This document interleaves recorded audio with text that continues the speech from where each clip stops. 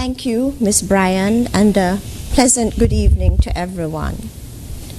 The COVID-19 pandemic has shown us how devastating an infectious disease can be without access to vaccines to control it. COVID-19 has infected 147.5 million persons and killed at least 3.1 million persons in the world since last January, according to data by the World Health Organization. A second wave of the pandemic is raging in India, which reported over 300,000 new cases for the sixth consecutive day yesterday. COVID-19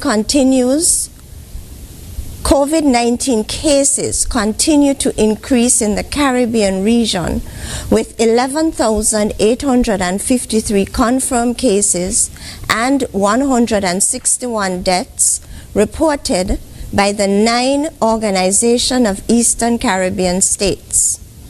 Our sister island Anguilla is trying to contain a cluster of COVID-19 cases it first identified last week, Wednesday.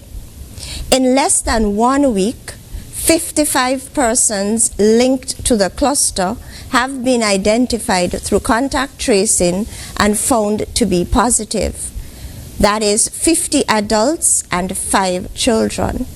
It is alleged that this rapid change in COVID-19 status has been linked to entrance of undocumented or irregular migrants into Anguilla from St. Martin. In St. Kitts and Nevis, we must be wise and learn from this occurrence.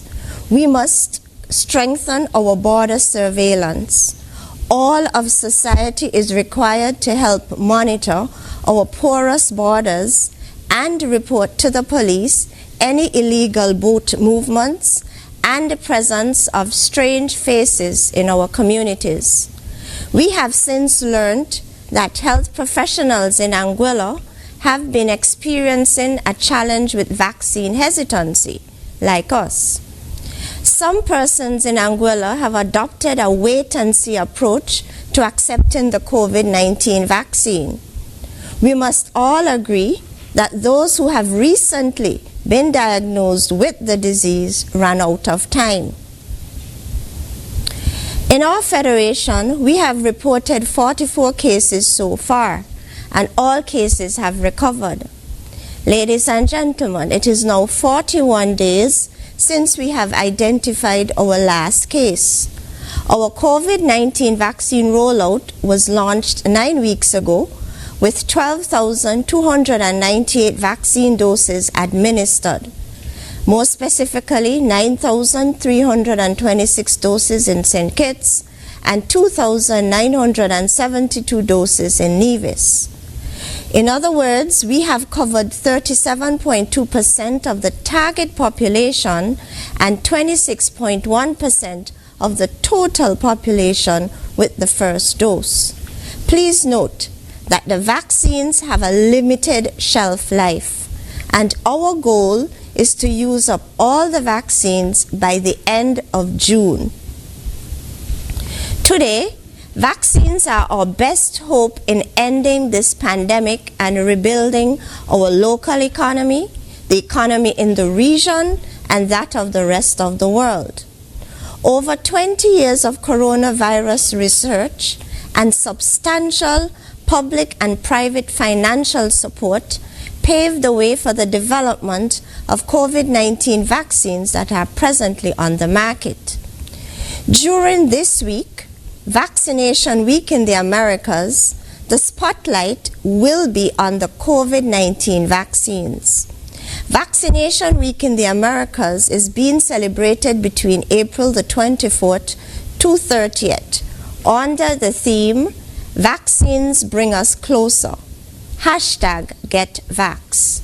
This year's awareness campaign will highlight the value of COVID-19 vaccines and all vaccines in preventing infectious diseases, maintaining health, and bringing people together. What are the benefits of the AstraZeneca-Oxford vaccine?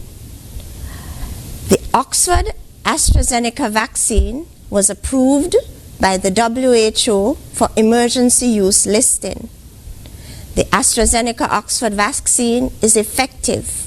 It is effective in preventing the disease.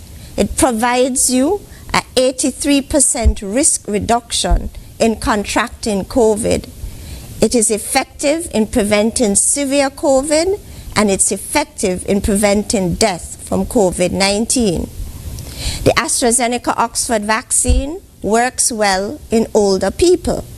Results from the US study confirmed vaccine efficacy of as high as 85% in those over 65 years after 2 doses given 4 weeks apart.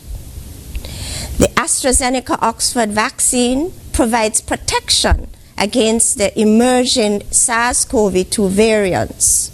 There is high vaccine efficacy against the UK variant, and it provides some protection against the other 2 variants, the one from South Africa and the one identified in Brazil.